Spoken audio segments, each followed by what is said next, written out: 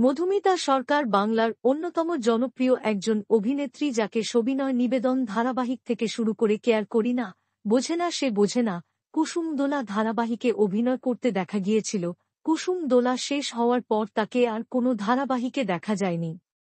কুসুম দোলার পর একের পর এক জনপ্রিয় ওয়েব সিরিজ এবং বড় পর্দার ছবিতে অভিনয় করেছেন তিনি ছবিতে অভিনয় করে তুমুল জনপ্রিয়তা লাভ করেন।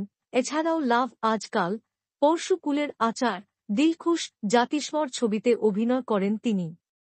মধুমিতা সরকার ফ্যানেরা তাকে আবারও ছোট পর্দায় দেখার জন্য অধীর আগ্রহে থাকলেও তাকে আর ছোট পর্দায় দেখা যায়নি, এমনকি আগামীতেও দেখা যাবে কিনা তা এখনও বলা যাচ্ছে না।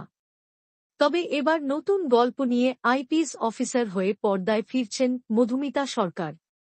পরিচালক দিগ্বিজয় সিং এর ক্রাইম থ্রিলার ওয়েব সিরিজ দেখা যাবে তাকে। ডিসেম্বর মাসেই শুরু হবে এই সিরিজের শুটিং। ভোপাল মুম্বাইয়ের আশেপাশেই শুটিং হবে এই সিরিজের, তবে সেটি মুক্তি পাবে হিন্দি ওয়েব সিরিজ প্ল্যাটফর্মে।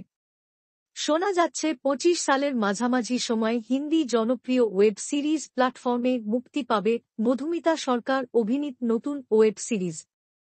মধুমিতা সরকারের বিপরীতে কোন অভিনেতাকে দেখা যাবে তা এখনও জানা যায়নি। আপনারা মধুমিতা সরকারের নতুন ওয়েব সিরিজ দেখার জন্য কতটা এক্সাইটেড কমেন্টে জানাবেন। বাংলা বিনোদনের এই ধরনের সকল আপডেট সবার আগে পেতে চ্যানেলটি সাবস্ক্রাইব করে পাশে থাকা বেল আইকনটি বাজিয়ে দিন। ধন্যবাদ।